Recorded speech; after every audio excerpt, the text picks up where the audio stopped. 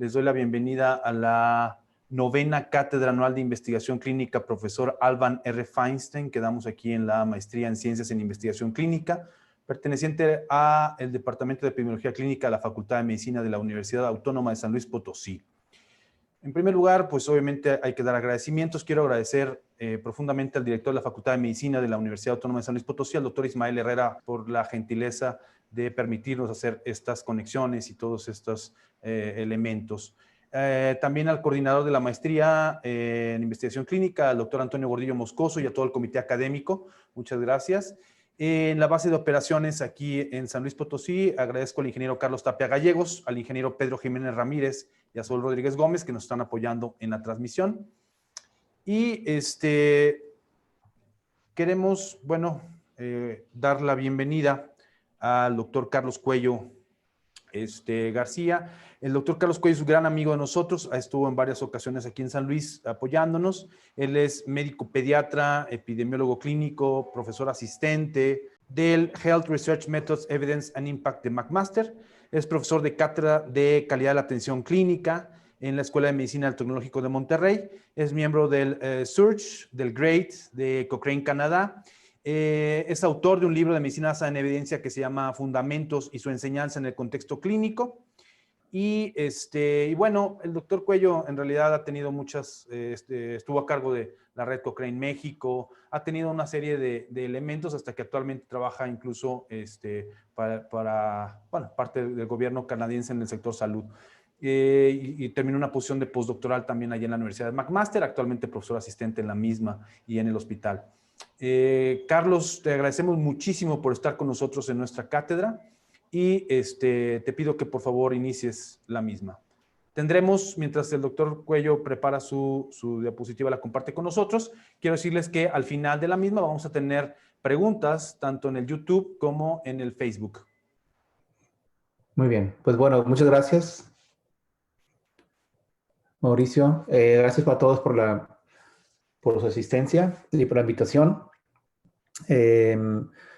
Como bien dijo Mauricio, esta es una charla amigable sobre un tema que hemos visto está muy en auge recientemente y creo que nos va a dar muchos a discutir durante estos 50 minutos.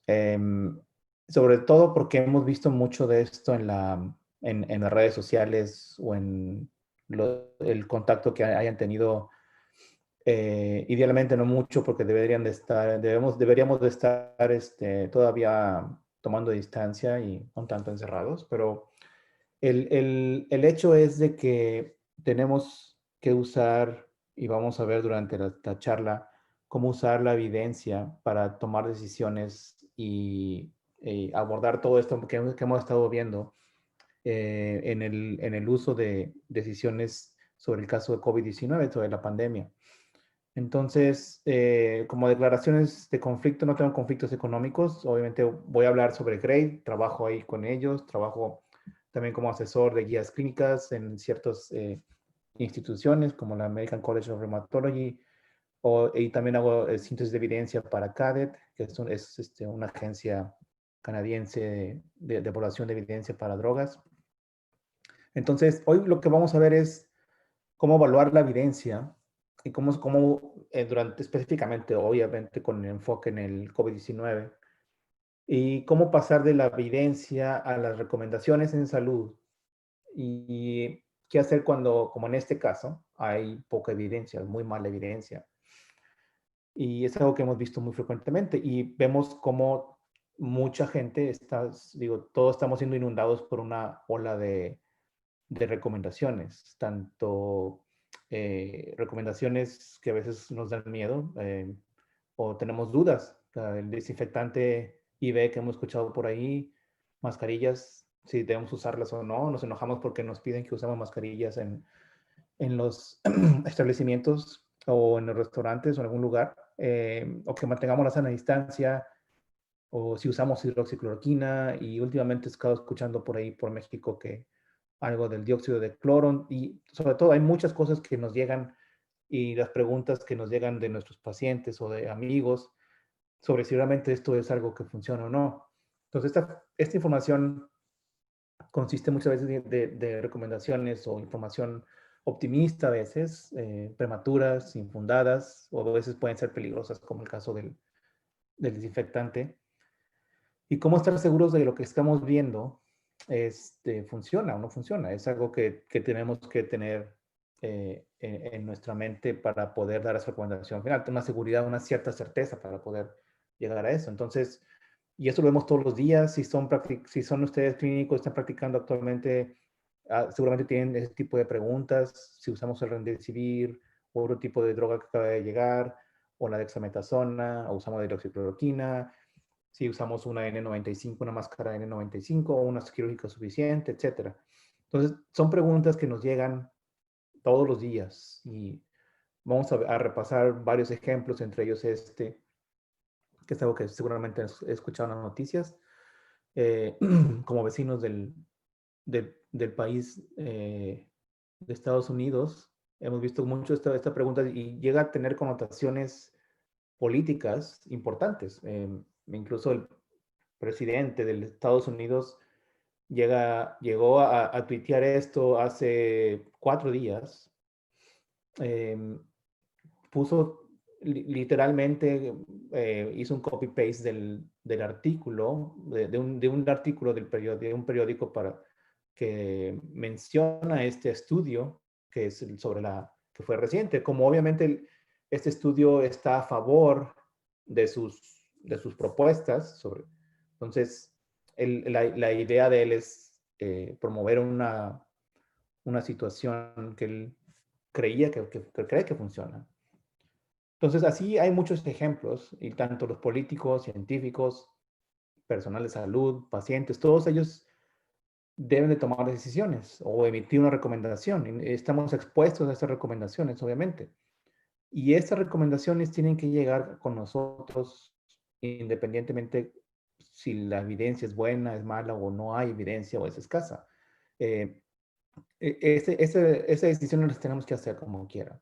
Haya o no haya evidencia, tenemos que tomar una decisión muchas veces, pero estas decisiones para solucionar o tratar de tener una solución a este problema de escasa evidencia o mala evidencia, una de las soluciones propuestas es que seamos transparentes y sensibles a la hora de transmitir esta información. O sea, tenemos una responsabilidad,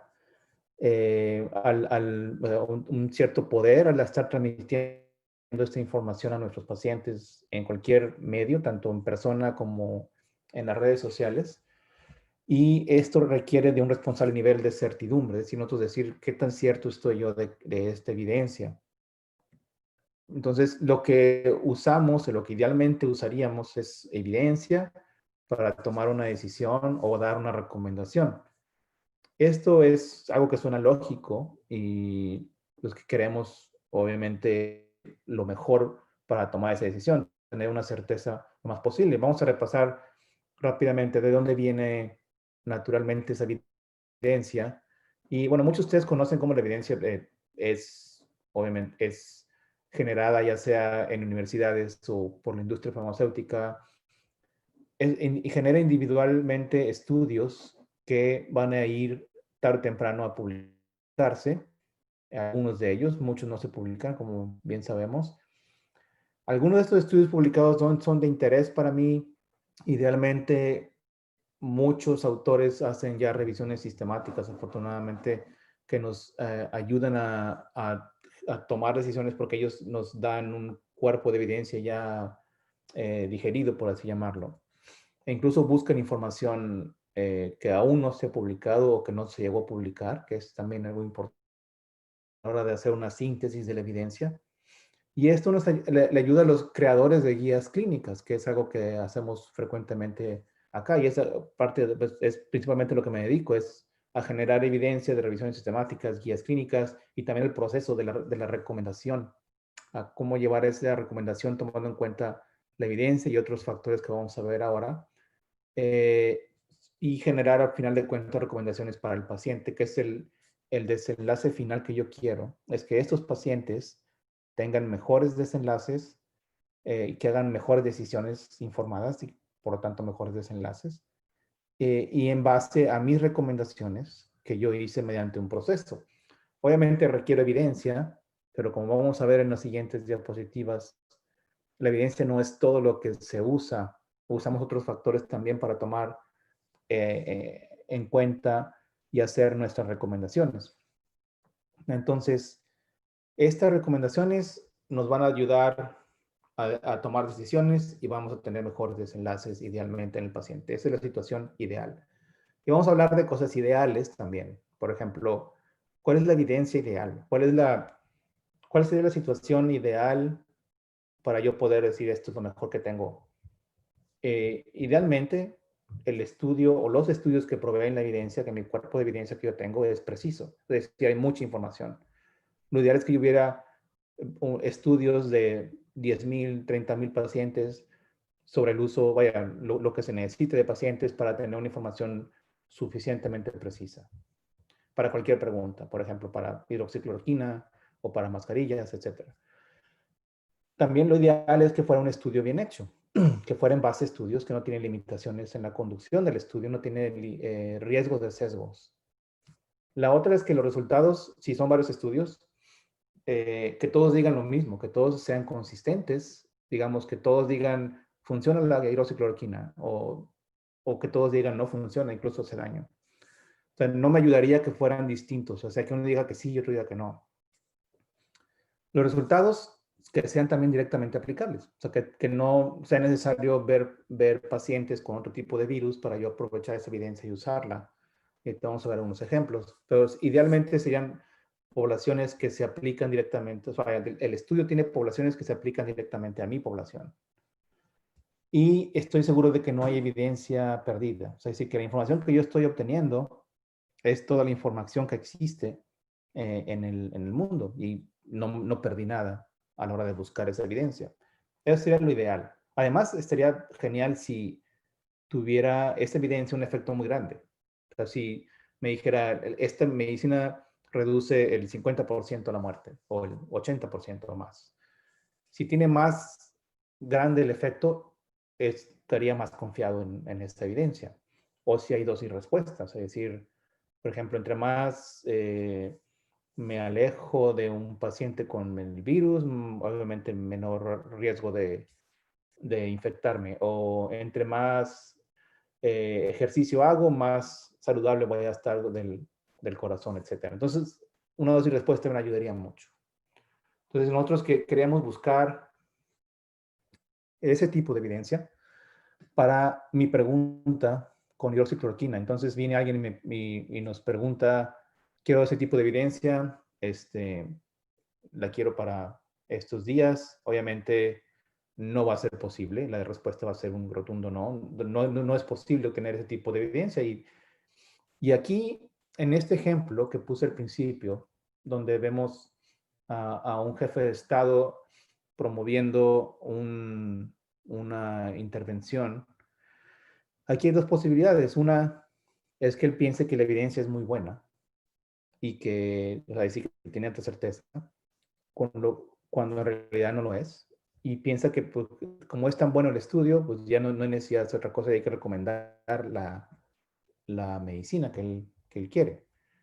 La otra es que, o la otra posibilidad, es que él sabe que la evidencia no es tan buena, que puede que el estudio no sea tan bien hecho, lo cual es cierto, pero cree que las consecuencias de darlo, como dice aquí en la figura de la derecha, que no hay problemas, o sea, que no hay consecuencias y que no hay riesgo de dar el medicamento, lo cual tampoco es cierto. O sea, tiene sus problemas. Entonces aquí él tiene hay dos posibilidades que él está teniendo. Lo importante, estos dos conceptos los podemos observar en estas dos instancias. Uno, que la evidencia tendrá siempre un grado de certeza. Tenemos que tener en mente que la evidencia es un continuo de qué tan cierto estoy yo de esa evidencia. O sea, qué tanta confianza tengo yo en que el resultado que esa evidencia me está dando es cercano a la verdad. Es decir, por ejemplo, que la hidroxicloroquina realmente funciona para disminuir la muerte. ¿Qué tan cierto estoy yo de ese aspecto? Y otro, que para hacer una recomendación lo debo hacer en base a la evidencia, y la evidencia necesaria, pero no es suficiente. Se requieren de otras cosas. Entonces, grabemos estos dos conceptos primero que nada, y es importante recalcarlos. Y esto es lo que usa GRADE, que es una de las situaciones, vaya, es el método alrededor del cual voy a hablar. Porque estas dos situaciones GRADE las aborda y menciona un método estructurado y transparente para ayudarnos a juzgar esa confianza que yo tengo en este conjunto o cuerpo de evidencia, para yo poder alcanzar decisiones y emitir esa recomendación. Entonces, GRADE lo que nos hace es preguntas, nos ayuda, vaya, nos da un marco teórico, un framework para poder hacer preguntas sobre ese cuerpo de evidencia. Si yo obtengo cualquier cuerpo de evidencia para tomar una decisión después, lo que hacemos con GRADE es preguntarnos cuáles son las limitaciones de los estudios, o sea, qué problemas tienen los estudios, si son consistentes entre ellos, los resultados, si son precisos los resultados, si la población es directamente aplicable, la intervención, la población y el desenlace son aplicables a mi población. Entonces, si es directa o no directo. Si esta es toda la investigación que existe, o si algo incrementa nuestra certeza en los resultados, es decir, efectos grandes o dosis respuesta. Entonces, la evidencia, como mencioné, es importante para estas recomendaciones. Sin embargo, no lo es todo. La evidencia la podemos evaluar y ser expertos en metodología y en estadística y tener todo eso, pero eso solo no nos va a ayudar a hacer una decisión final. Y te vamos a ver un ejemplo. Lo que yo requiero es ver otras cosas como cuál es el beneficio o el balance final entre beneficio y daño de dar esa intervención. ¿Qué problemas me va a dar la intervención aparte del beneficio? También yo, aparte de esa pregunta, puedo preguntar qué tan prioritario es este problema. ¿Cuál es la magnitud del efecto que me da esa intervención? ¿Cuáles son los valores y preferencias del paciente? ¿Qué prefiere el paciente en ese aspecto para iniciar esa intervención o no? ¿Qué tanto me va a costar esa medicina o esa intervención en cuanto a dinero del tema económico? Si es aceptable para el paciente, si es factible tenerla, o si es equitativo darla esa medicina. Un ejemplo es no recuerdo muy bien el nombre de la droga, pero es similar al Remdesivir, que de hecho el Remdesivir tiene un costo extremadamente grande. Es decir, para una situación urgente como esta, obviamente todos la queremos, pero si vemos el costo de esta intervención, a lo mejor no va a ser costo efectivo, no va a ser costo eficiente. Y tenemos que tomar decisiones en ese aspecto también, o tomar en cuenta la utilidad que me va a dar esa intervención en base al dinero que yo voy a proveer si yo estoy viendo desde el punto de vista de políticas en salud. Entonces, a lo mejor no es factible esa droga tampoco, a lo mejor no la puedo obtener yo, no la puedo traer de Europa porque ya la usaron en toda Europa y Estados Unidos. A lo mejor si yo la doy, o si yo la llego a obtener, me va a producir problemas de equidad en el país. O sea, por ejemplo, si yo la obtengo, pues es probable que nada más los usuarios con dinero pueden obtenerla y los pobres no van a tener acceso a esa droga. Entonces, todos estos conceptos los tengo que tomar en cuenta a la hora de dar esa decisión y esa recomendación. Históricamente lo que pasaba es algo así.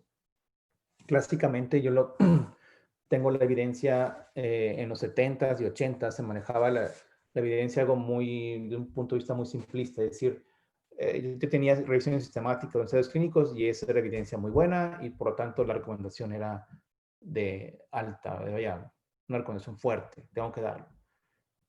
La evidencia de estudios observacionales se consideraba mediano o mala y la recomendación no era tan buena, o sea, no podía dar esa recomendación tan fuerte porque viene de estudios observacionales. Sin embargo, empezaron a surgir gente afortunadamente crítica, con algo de sentido del humor. Por ejemplo, ellos decían, bueno, no hay ensayos clínicos aleatorios de paracaídas contra placebo para evitar la muerte. Entonces, ahí entonces debemos de tener una recomendación baja o de baja fuerza sea, probablemente no usa el paracaídas.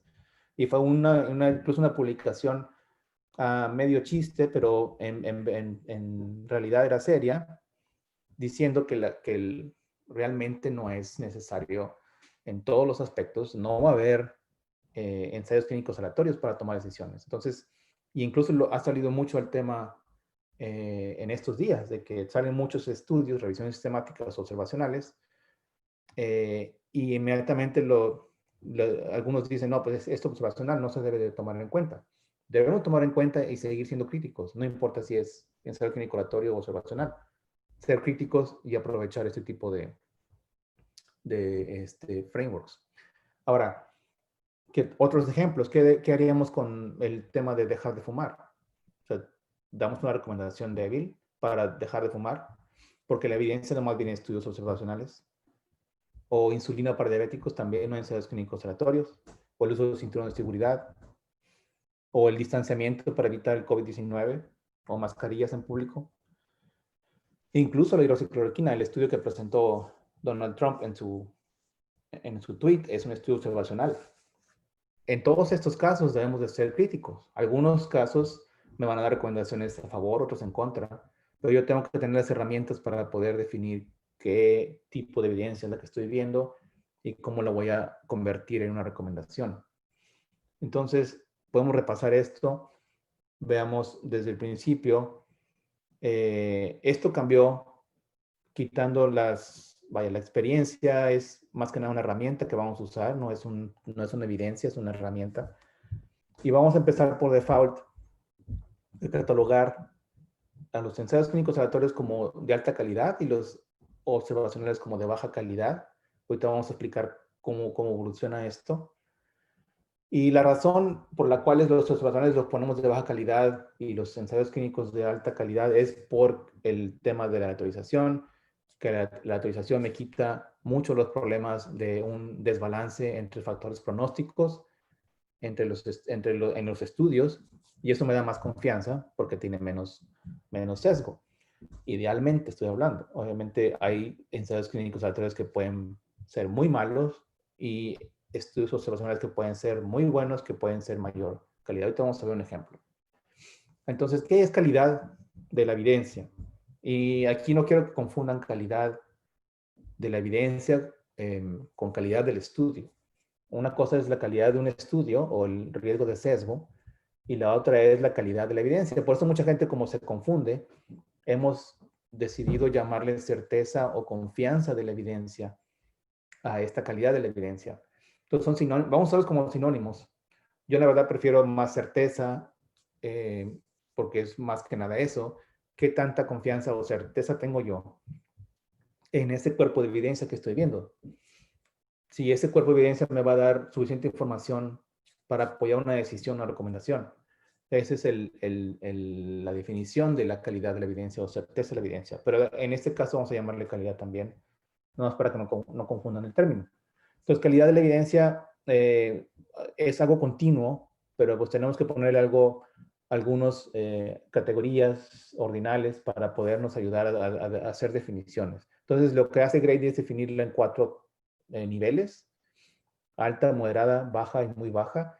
Y son niveles de qué tan seguros estamos de que lo que estoy viendo, del efecto que estoy viendo en este cuerpo de evidencia, está cerca de la verdad, del estimado verdadero, o qué tanta confianza tengo. Si tengo muy baja confianza en ello, en el efecto estimado, el efecto verdadero es probable que sea muy diferente, por ejemplo.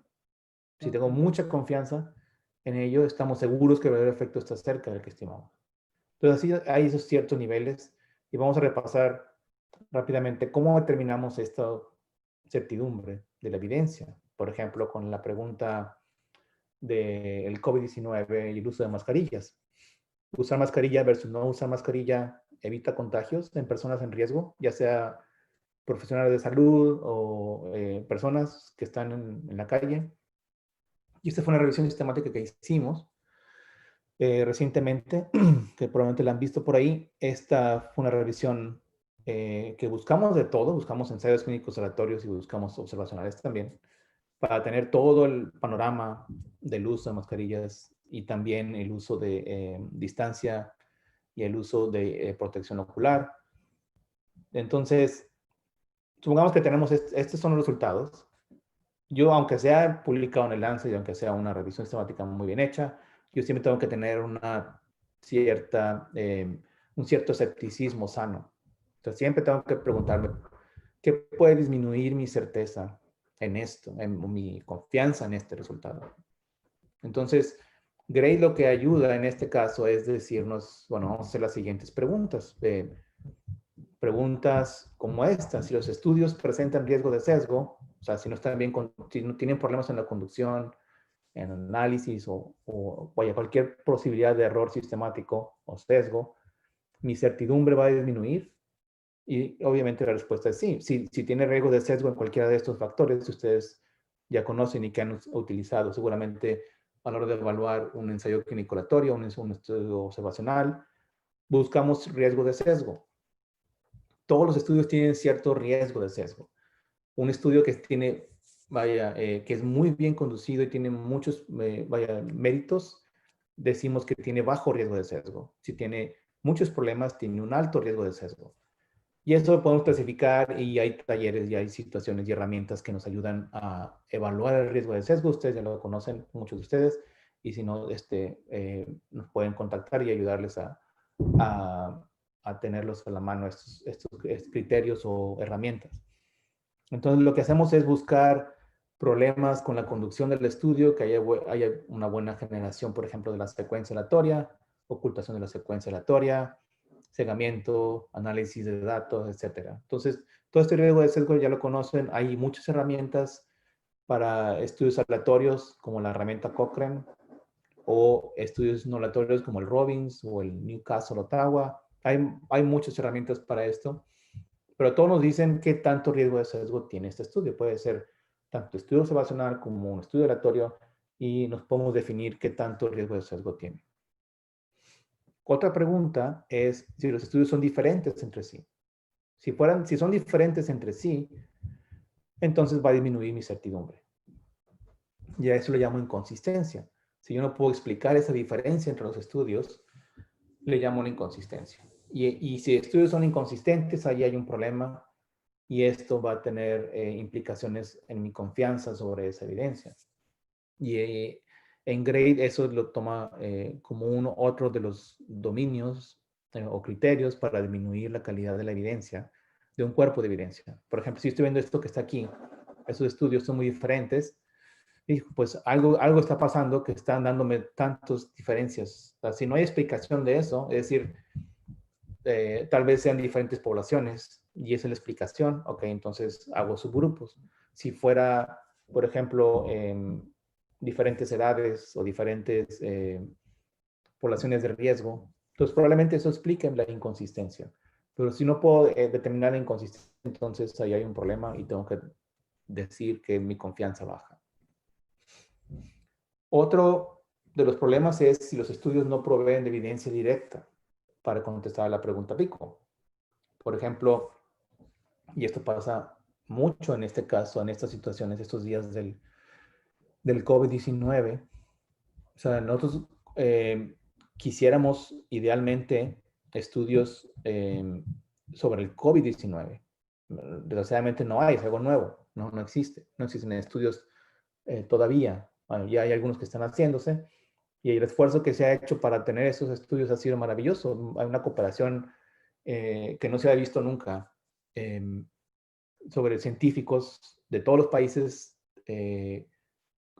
cooperando para poder llevar a cabo ensayos clínicos aleatorios y otro tipo de estudios, tanto de diagnóstico, observacionales, etc. Entonces, es maravilloso eso, pero quisiéramos que fuera más rápido.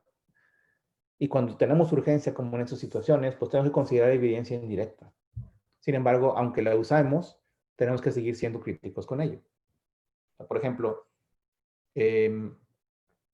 considerando el caso del COVID-19, no tengo, perdón, no tengo estudios del COVID-19, del SARS-CoV-2, para mi pregunta pico, pero tengo estudios del MERS, otro tipo de virus que son muy similares, y en base a la experiencia clínica, es decir, si yo hago una revisión sistemática sobre el tema, una guía clínica, Obviamente voy a tener un grupo de expertos, virólogos, epidemiólogos, clínicos, infectólogos, etcétera, que me van a ayudar a decidir, ¿sabes qué? El MERS es muy similar al SARS en el método de transmisión. Entonces podemos usar estudios sobre el MERS para evaluar las mascarillas. El resultado va a ser muy similar desde mi juicio, desde mi punto de vista. Entonces, si todos concuerdan en eso, van a decir, bueno, la evidencia no va a ser tan indirecta, podemos usarla. O vaya, si es indirecta, tenemos que bajar nuestro nivel de confianza porque es indirecta. Sin embargo, es todo lo que hay. Y en este caso, fue lo que usamos en la revisión sistemática que hicimos sobre las mascarillas y la distancia. Incluso podemos llegar a usar evidencia de laboratorio, pero eso ya sería algo muy indirecto. Obviamente, entre más indirecto, pues más baja nuestra certidumbre. La otra es, si los estudios proveen de evidencia imprecisa, la certidumbre también va a disminuir. Y a imprecisión nos referimos con esto. Nos referimos a que hay poco tamaño de muestra usualmente o poco número de eventos que nos hacen, al final de cuentas, nos crean o nos dan intervalos de confianza muy altos. Mucha imprecisión. Obviamente, entre menos eventos y menos pacientes yo tenga en un estudio, pues más incertidumbre voy a tener. Estudios muy pequeños de 10, 20 pacientes nos van a dar muy poca información y a eso le llamamos imprecisión. Y puede ocurrir. Entonces, siempre hay que tener en mente esto. Si esto ocurre, si tenemos una imprecisión, esto nos va a dar una disminución en nuestra certeza de ese cuerpo de evidencia. Y hay formas de determinar la imprecisión. Según ya estén interesados en ver cómo evaluar la imprecisión mediante el método GRADE, el uso de las herramientas GRADE son gratuitas, están a la disponibilidad. Cualquier duda nos echan un correo y con mucho gusto les explicamos esas herramientas. La otra es si creemos que faltaron estudios. Es decir, es necesario preguntarnos si todo lo que tengo a la mano es todo lo que existe. Si no hay autores que hayan escondido o no hayan publicado o no encontramos bien, no buscamos bien la información. Puede que eso pase, eso le llamamos sesgo de publicación. Lo conocen bien algunos. Esto es muy común a la hora de hacer revisiones sistemáticas. No común el sesgo de publicación, sino no es muy común y obligatorio buscar sesgo de publicación y estar seguros de que no existe. Ok. Esos son los dominios o los criterios GRADE para disminuir la calidad de la evidencia. Entonces, repasando, empezamos con dos tipos de estudio que conjuntan la evidencia, que forman una evidencia para una pregunta dada. Esos estudios pueden ser aleatorios o pueden ser observacionales. Por default, los estudios aleatorios empiezan como evidencia alta y hay 5 cosas que pueden disminuir esa calidad de evidencia, que fueron riesgo de sesgo, inconsistencia, evidencia indirecta, imprecisión y sesgo de publicación. Si empezamos con estudios observacionales, la evidencia empieza como baja por default, a menos que usemos Robbins. Eso es otro tema que por ahora no tomo mucho en cuenta, pero cuando usamos Robbins empieza como alta, pero si tienen dudas sobre eso lo podemos ver en las preguntas o después. Pero clásicamente la evidencia observacional empieza como baja, puede bajar más porque hay problemas con la calidad, con los dominios GRADE, pero también hay cosas que pueden incrementarla, como una dosis respuesta o efectos grandes. Al final de cuentas, tenemos una calidad final de la evidencia en alta, moderada o baja, dependiendo de estos factores. Vamos a verlo despacio. Por ejemplo, dijimos que por default los ensayos clínicos aleatorios son de alta calidad y los observacionales de baja calidad. Hay cosas que pueden bajar la calidad de la evidencia o hay cosas que pueden subir la calidad de la evidencia. Los ensayos clínicos aleatorios, por ejemplo, pueden tener riesgo de sesgo, pueden tener inconsistencia, pueden tener imprecisión, pueden tener evidencia indirecta o sesgo de publicación, y todo esto va a bajar la calidad de la evidencia y a final de cuentas un ensayo clínico aleatorio puede terminar con muy baja calidad. Entonces, no porque sea en ensayo clínico aleatorio significa que sea bien, que sea bueno la calidad. O al contrario, hay estudios observacionales que clásicamente se quedan en baja calidad o pasan a muy baja. Pero puede haber situaciones que estudios observacionales pueden tener una fuerte asociación, o sea, un efecto muy grande, y puede haber una dosis respuesta o factores de confusión residuales que no medimos y que si los hubiéramos medido aumentan la calidad. Esos factores hacen que pueda aumentar la calidad de la evidencia en un estudio observacional, teóricamente. Entonces, todo esto lo hacemos en GRADE para construir en una revisión sistemática y en guías clínicas lo que llamamos como una tabla de resumen de hallazgos. Y lo que hacemos es esto. Esto fue en el estudio de Lancet que se publicó. Esa es una tabla GRADE, está modificada para la publicación, pero es prácticamente igual, es lo mismo que tenemos. Es decir, tenemos los desenlaces, como están aquí, la distancia física, el uso de máscaras y las protecciones oculares. Entonces, lo que hacemos es decir, bueno, ¿cuántos participantes o estudios tenemos? Aquí encontramos 10 estudios, perdón, ajustados, 29 no ajustados, y el número de pacientes que encontramos. Todos fueron observacionales, obviamente. Y como pueden ver aquí, el efecto ajustado, que es este punto 15, es demasiado grande. Unos ratios de punto 15 es bastante bueno. Es 85% de reducción en las odds de tener una infección. Entonces, usar mascarilla disminuye bastante el efecto. Y eso es en el mejor de los casos. Eh, entonces, ponemos los números en esta tabla, damos una diferencia en porcentaje o absoluta y decimos, al final de cuentas, la evidencia fue baja. ¿Por qué? Porque fue observacional principalmente. O sea, es decir, los estudios observacionales tienen un pecado original que no se pueden deshacer de él, que es el que siempre tienen factores de confusión ahí puestos. No podemos deshacernos de ellos. Aunque hagamos la mejor de las metodologías, existe siempre esa sospecha.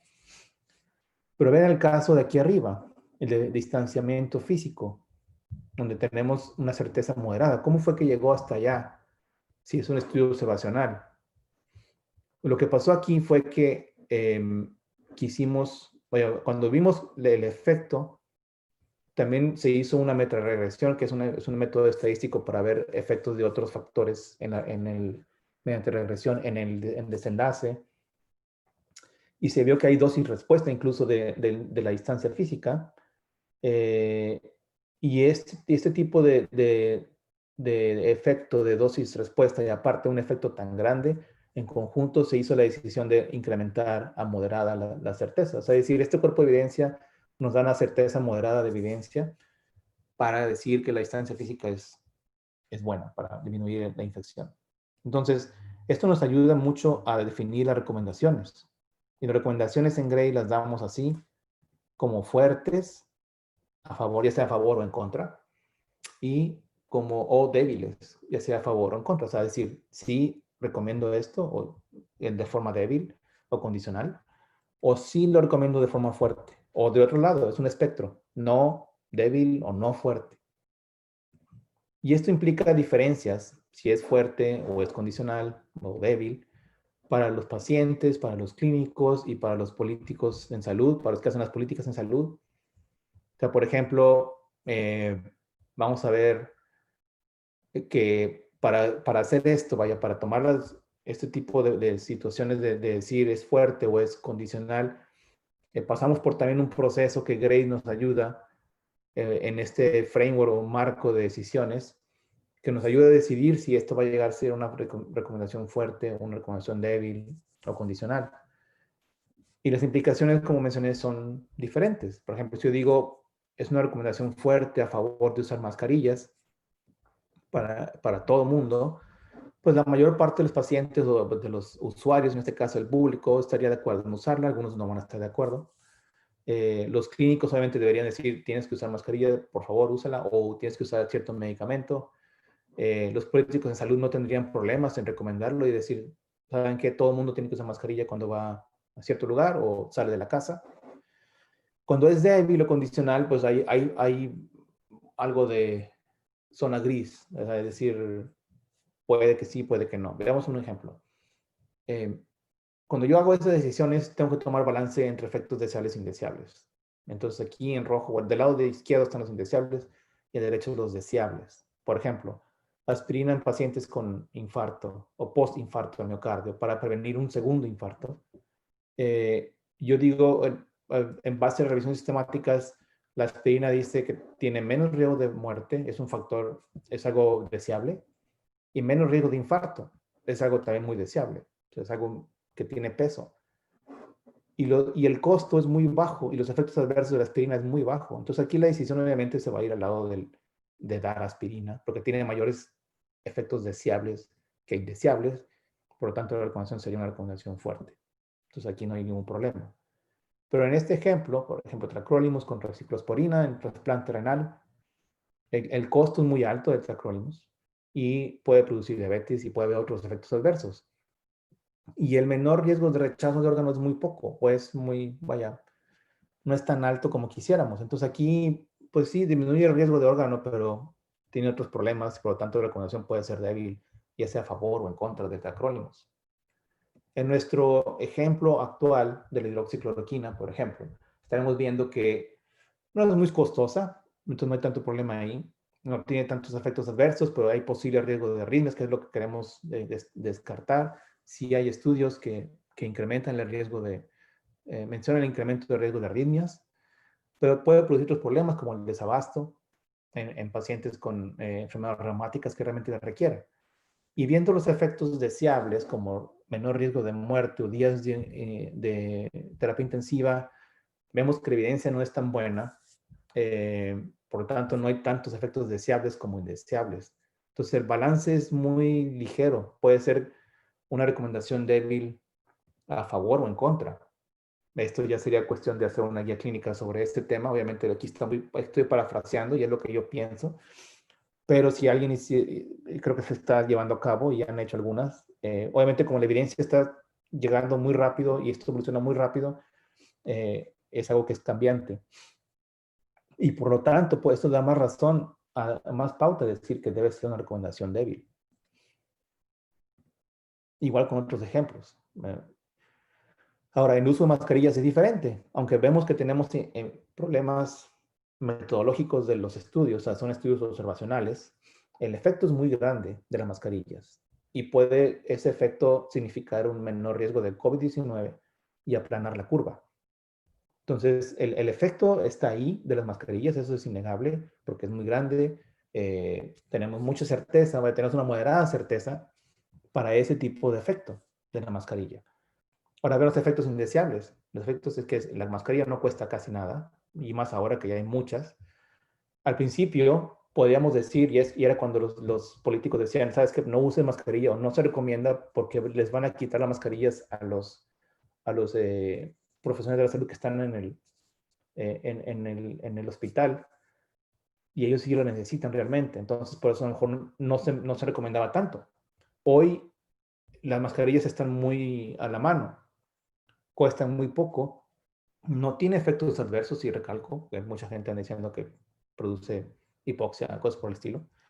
Y al inicio había desabasto. Entonces, los efectos indeseables de la mascarilla son muy pocos y los deseables son bastantes, vaya, en este punto de vista. Entonces, aquí no habría problemas con hacer una recomendación fuerte en favor del uso de mascarillas a nivel público, más a nivel de los profesionales de la salud. Entonces, a final de cuentas, las recomendaciones, el mensaje es que se realizan tomando en cuenta la certidumbre de la evidencia o la calidad de la evidencia global de los estudios, de todos los estudios que tengamos. Y hay que hacer un balance entre beneficios deseables, efectos deseables y efectos indeseables. Y tomar en cuenta otros factores como los costos, qué tan aceptable es, si hay problemas de equidad, etc. Todos estos factores vienen como herramientas en el marco sistemático de la evidencia de la recomendación, el ETD de Gray, y esto nos ayuda a hacer el proceso más transparente. Es decir, todo esto, el secreto aquí es que seamos transparentes, sensibles también, pero transparentes de que si alguien lee nuestra recomendación, yo estoy viendo cómo cómo pensó el que hizo esa recomendación. ¿Qué tipo de evidencia usó? ¿Por qué la bajó de calidad o la subió de calidad? ¿Por qué tomó esa decisión? Etcétera. Ya para terminar, este fue otro estudio que publicamos recientemente en el Journal of Clinical Epidemiology sobre el uso de los niveles de respuesta en base al tiempo, sobre el uso de la información, o sea, qué tipo de revisión necesitamos en base a la urgencia. Por ejemplo, si es algo muy, muy urgente, emergente, que llamamos, es, se puede usar evidencia en horas, ¿sí? O en, digamos, en varios días, 24 horas, 48 horas, obtener rápidamente información sobre si el uso de mascarillas N95 versus las quirúrgicas son buenas para evitar esto. Y esto obviamente tendría que hacerse en base a estudios muy indirectos o poblaciones muy indirectas. El urgente es en 1 o 2 semanas, y este lo hicimos en otro estudio que se publicó en el Annals of Internal Medicine sobre el uso de ventilación no invasiva contra invasiva o convencional en pacientes con COVID, una revisión sistemática muy rápida. Obviamente esto requiere de un personal experto y vaya, muy cooperador y que vaya, es trabajar mucho durante estas 1 o 2 semanas. Es algo extenuante, pero vale la pena. Lo otro es las revisiones rápidas, que esos dos ya puede llevar 3 meses, hasta 3 meses. Y estas son muy comunes, las recomendaciones rápidas o recomendaciones o revisiones rápidas. Pueden ser vivas o dinámicas o no. Usualmente son vivas. Por ejemplo, el uso de hidroxicloroquina, eso sería algo ideal para hacerlo, pero hay otras. Y las otras, más de 3 meses, son revisiones de rutina, que la recomendación actual, vaya, una pauta actual que se está haciendo es el de hacerse revisiones dinámicas o living systematic reviews. Por ejemplo, lo ideal aquí sería evaluar el quedarse en casa o lockdown o no lockdowns durante la segunda ola de COVID. Entonces, en resumen, las situaciones de emergencia y urgencia sanitaria requieren saber, conocer que la evidencia siempre va a ser imperfecta. Nunca vamos a tener una evidencia perfecta, no existe. Siempre hay algún riesgo de sesgo por ahí. Pero la incertidumbre, a pesar de ser inevitable, nos dice que hay que tomar esa decisión. O vaya, hay que actuar y tomar una decisión, no importa esta incertidumbre que tenemos. O sea, lo que existe, lo que es, y hay que tomar en cuenta tanto la evidencia como otras situaciones, otros factores. También eso hace que no existan recomendaciones absolutamente correctas. Siempre puede haber algún error o algún cambio posterior. Entonces, siempre tomar en cuenta eso a la hora de hacer nuestras decisiones, pero siempre ser críticos y promover nuestro nivel de certidumbre. O sea, es decir, siempre ser críticos y transparentes para aumentar esta probabilidad de que las cosas salgan bien. Si somos críticos y somos transparentes de cómo estoy yo dando a conocer esta recomendación. Y obviamente el sentido crítico científico nos obliga a cambiar, y esa es una de las grandes características de los científicos, es que tú debes de cambiar frente a la evidencia que ya vaya, si tienes una evidencia que es de alta calidad y va en contra de tus creencias o de tu posición previa y cambias, eso es el mejor signo de que eres un científico sensible y, vaya, real. Muy bien, eso es la charla. No sé si, Mauricio, tengamos preguntas o hacemos algo más.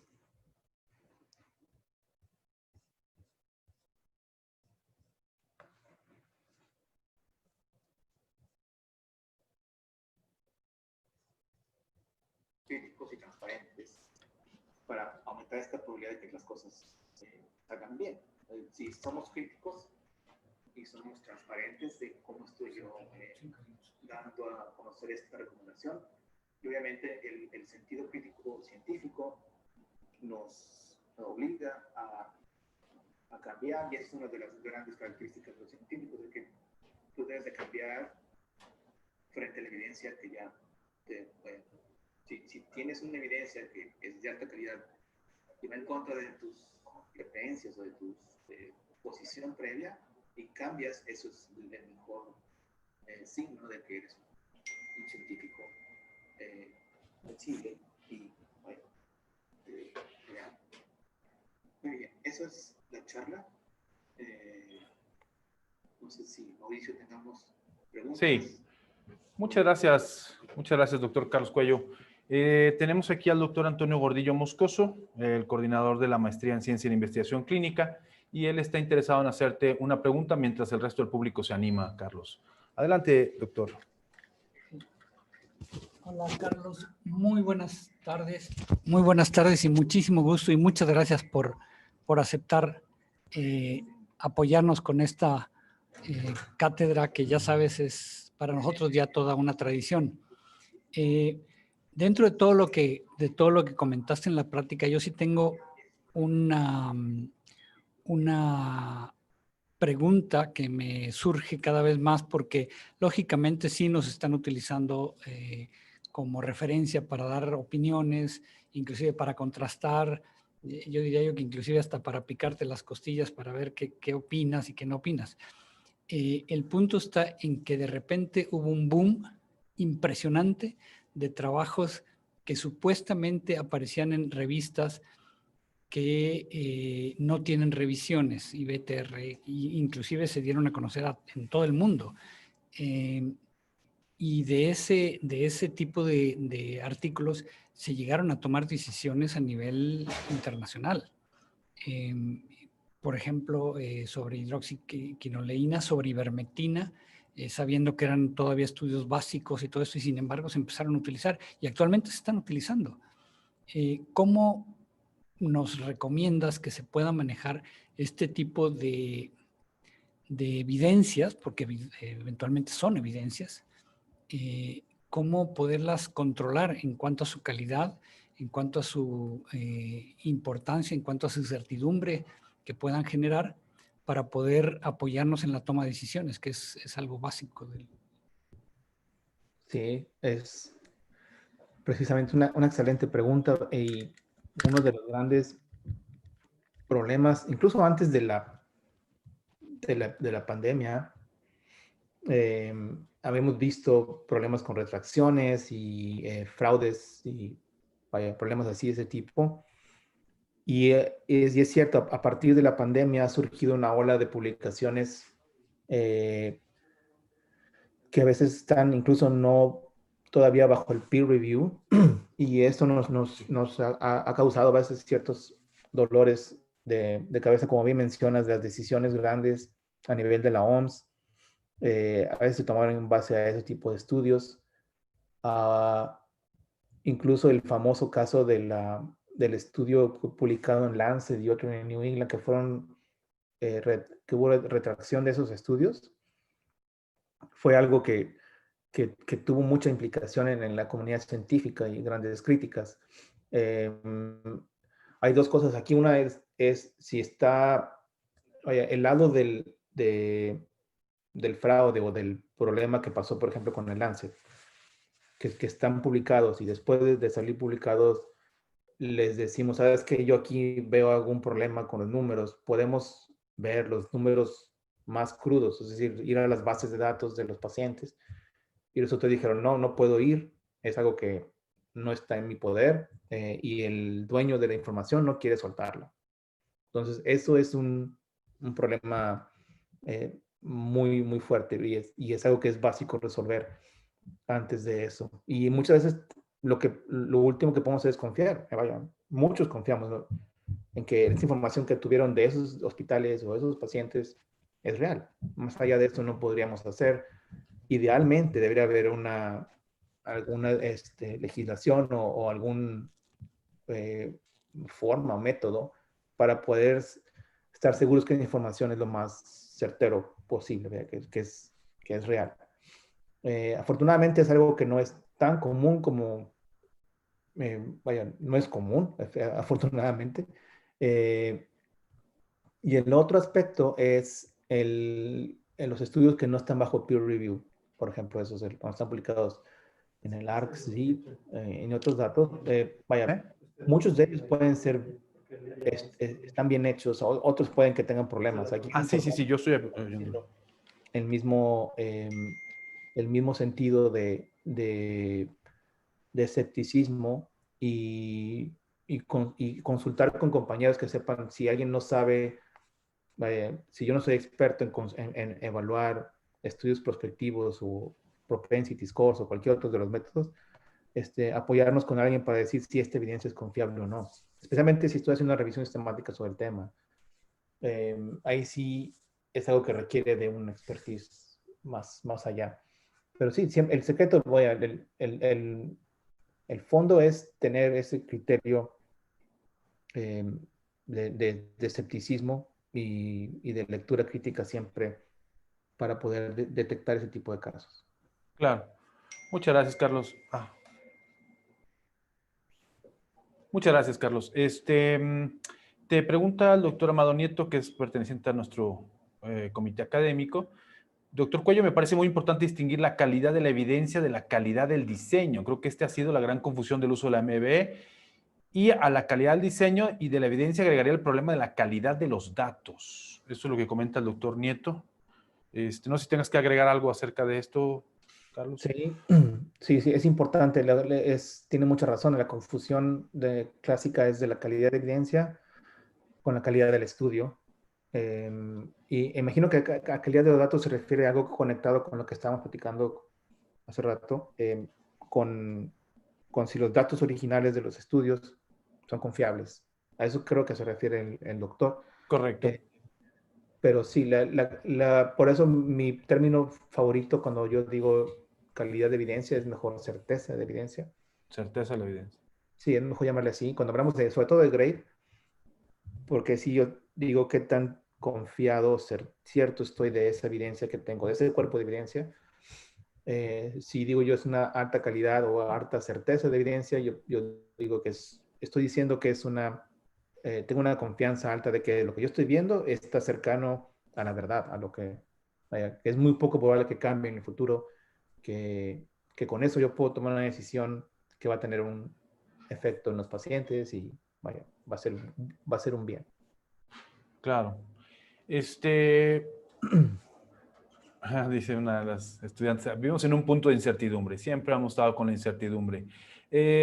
¿Alguna recomendación que les puedes dar? Recuerda que nosotros estamos aquí trabajando con alumnos de la maestría en investigación clínica, que están haciendo sus investigaciones originales y que ellos desean tener, pues obviamente, una calidad apropiada de sus investigaciones. Entonces, ¿qué recomendaciones darías tú que eres experto en reclutar toda esta parte de la investigación? ¿Qué les dirías a los investigadores originales como mensaje final de la cátedra?